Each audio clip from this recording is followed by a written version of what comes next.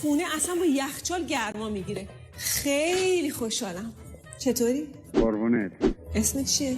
احمده ذوقی. اسمت چیه؟ لیلا. شالا خدا وکیلی برای بمیرم برم. چقدرم قشنگی. در چشما درد کنه.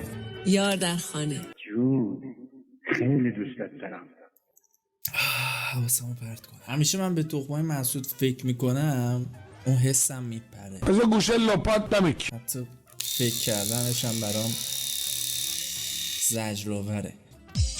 وای باز باب اسفندی احمدی نژاد مزاحمت 3.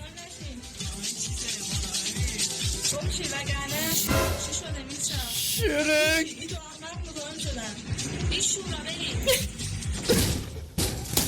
بازی مرگم چیه؟ چطور به تو بینادن؟ میتونه از خودشون بپرس. لوس شوخی نکن جدی پرسیدم. صد بار بهت گفتم چهره شرک فقط اگه پوشش مناسب داشتی پوشش مناسب داره شرک. نمیدونم شاه حقاته.